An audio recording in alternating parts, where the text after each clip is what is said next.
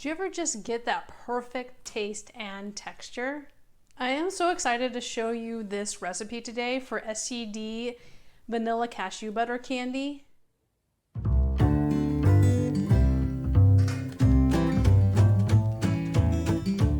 You can find this recipe in my cookbook, Don't Skip Dessert Volume 2, and on my website, happygutforlife.com.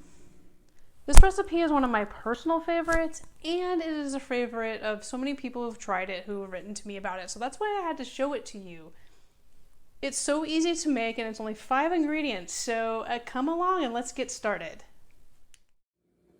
We have our ingredients here for the easy cashew butter candy. As you see, it's pretty simple, so we just have 2 tablespoons of honey, a 1/4 cup of coconut oil, a 1/4 cup of unsweetened cashew butter, 4 tablespoons, otherwise known as a 1/4 cup of butter, and 1 teaspoon of vanilla. So as you can see, those ingredients are pretty simple, and you might notice that there is no cocoa butter in this recipe.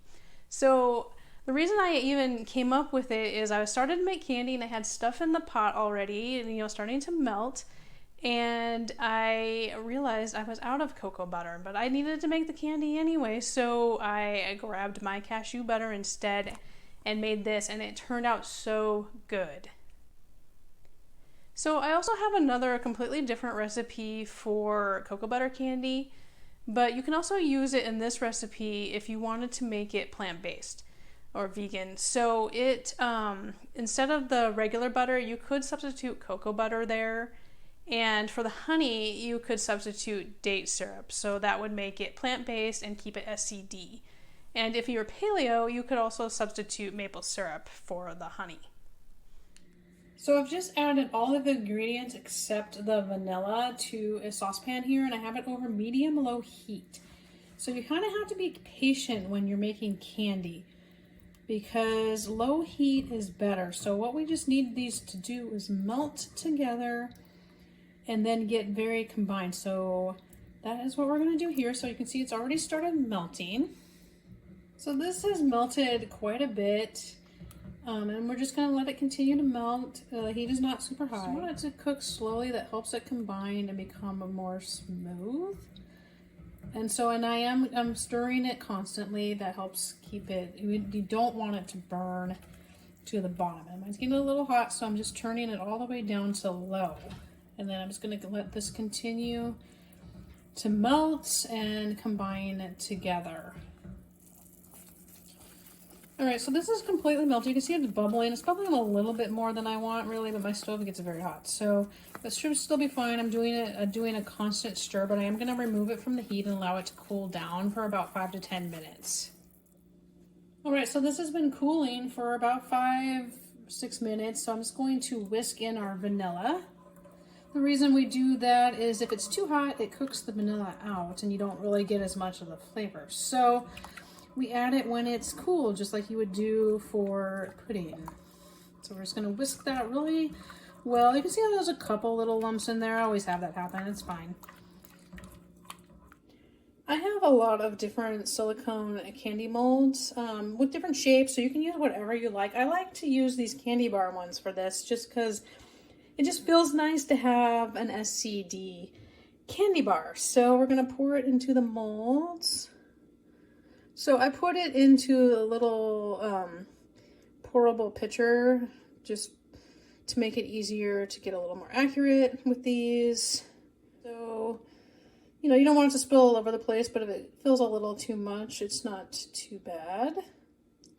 So we just want to have this cooled off enough that it can go in the freezer without heating up your freezer.